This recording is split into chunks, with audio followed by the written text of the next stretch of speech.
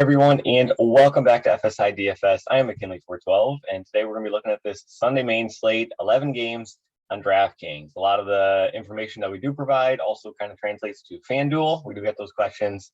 Obviously, there's different pricing with the players, but for the most part, like the team stacks, they're just like the pitching, it's pretty much all the same. So use your best judgment, figuring out the salary there. But, make sure you're always paying attention to the weather, paying attention to COVID news that might be coming out. We have had a couple scares the past 2 days, but I think everything should be fine at the moment. So we'll go through the pitchers. I won't go through every single one. I think there's like 6 or 7 pitchers that I do want to highlight for you guys this morning. And then we'll get through some of the bats, some of the plays along with them, and we'll be on our way. So right up at the top, we have a handful of pitchers who are all in really nice matchups. It's a unique slate because in that, like, the best pitchers on the slate are actually all in some of the best matchups on the slate. That I think that has not happened throughout the season. So Cease, Molly, I'm skipping DeSclafani. I'm not too interested in him. And then Greinke and Berrios. I'm never too interested in guys coming off the IL. One, it was only one start that he missed, and two, I think it was an ankle injury, but still. I don't have too much interest, especially going up against Atlanta. He's got the toughest of the 4 matchups. But we'll start right up at the top here. Dylan Cease. He's got the highest strikeout rate of any of the pitchers on this slate. In his past 5 starts, you can kind of see he's got a 33% strikeout rate. So he's been doing very well recently. He's going up against the Cubs.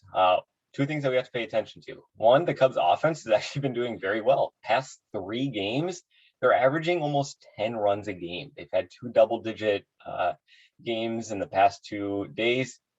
So Cubs bats have seemed to have come alive. 2, Cease is a fly ball pitcher, an extreme fly ball pitcher.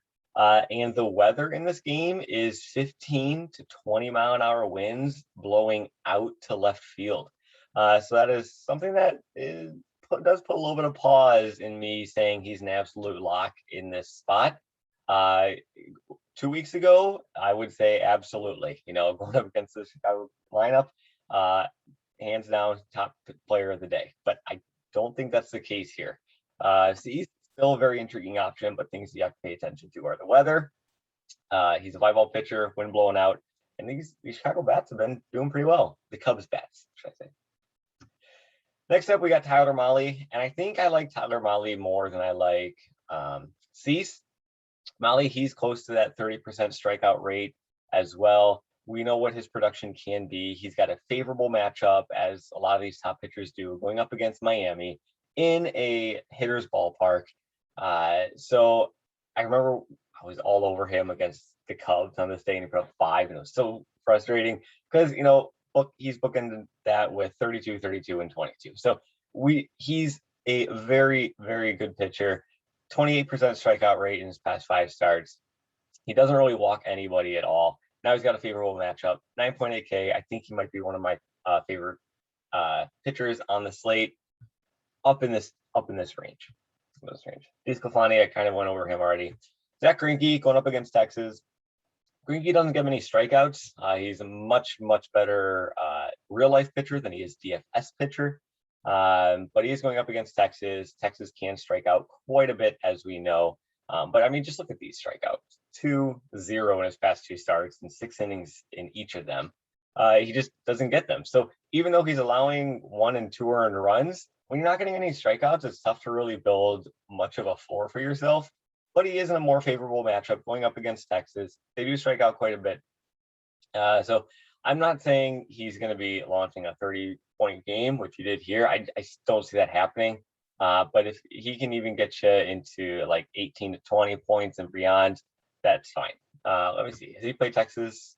He has played Texas 3 times this season, 17 points per on average. So, 9.3, you want a little bit more from him. I'm hoping for at least 20K if I'm paying 9.3, but still, favorable matchup, top pitcher on the slate. Berrios, he's kind of the guy that rounds out this top tier. Going up against Detroit, he's struggled lately. Of the 4 pitchers that I've talked about so far, he's probably my least favorite. But still, it's Jose Berrios on Toronto. You know, he's probably going to be in line for the win. We know what his strikeout upside can be. I mean, even with his struggles, he is striking people out. So I do like Berrios. I do like Toronto. I don't like Detroit bats lately. They were amazing after the All-Star break, but still, Berrios, he kind of rounds out this top four, but is my least favorite of the four. And then we'll scroll on down. Next guy we'll talk about is Tanner Houck. Tanner Houck has been striking out a lot of batters lately. I think he's around a 30% strikeout rate in his past 5. If you like calculate all of this out, I did it earlier. Can't remember. I lost my notes. But still, I mean, look at it. 6 strikeouts in 4 innings, 6 and 4, 4 and 5, 6 and 3.2, and 7 and 4. So he's got great strikeout stuff. He's going up against Cleveland. And we've talked about it. Outside of Jose Ramirez, Franmil Reyes, if those two have just an off game or a down day, the rest of the lineup doesn't scare you too much. I mean, you got Straw, he's doing very well, but still, other than that, not too much.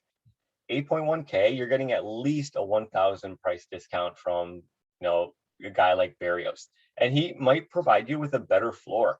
How deep is he going to go into games? I'm not so sure. But still, he's got a decent matchup.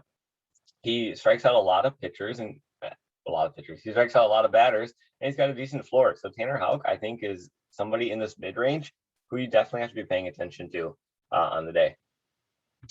McGill, he'll be the second to last guy that I talk about here. McGill, 7.2K.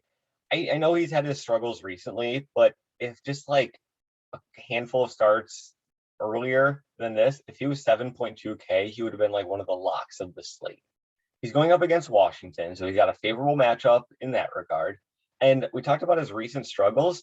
He's going up against San Francisco, LA Dodgers, and Philly. Those are, San Francisco and LA, those are elite offenses. Philly, they can absolutely do some damage to you. So McGill, I think he is in a great spot. I think he is underpriced here. So if you land on him in this range, I say don't look at the game logs. I think he is in a nice position. And the last pitcher I'll give you guys is Suarez for Philadelphia. This is the guy, he was in the bullpen. They've been stretching him out, and it appears we have finally reached the point. He is ready to go. Give it all. Last time out, 23 points against Tampa Bay, 7 strikeouts, 100 pitches, going nearly 7 innings. This guy's got this up. He's a nice, solid pitcher. 6K. If you're going to give me a guy with a high strikeout upside who can go deep into games, is in a very favorable matchup against Arizona, and he's only 6K, I think I don't want to say he's a lock, but he is definitely somebody that you almost want to, put to the forefront of your pitching, just because he can open so much up with the salary. So Ranger Suarez, I love him. He's probably a top 3 favorite play of the day for me, down at 6K. So that's kind of the pitchers. You got C, Smiley, Greinke, and Berrios, all in favorable matchups. Berrios is my least favorite of the 4. Molly's probably my favorite of the 4. And then Tanner Houck, Tyler McGill, and Ranger Suarez, kind of wrapping things out with the pitching. So let's look towards the bats. It's pretty common, or it's not common. It's been pretty much the trend the past couple of days. It's going to be Tampa Bay, Boston, and Toronto are the 3 highest implied run totals. They're going to be earning probably the most ownership. Tampa Bay is my favorite of them, going up against Spencer Watkins. Watkins has really been struggling. Going up against Archer and Fleming. Wait a second. Who's Watkins on?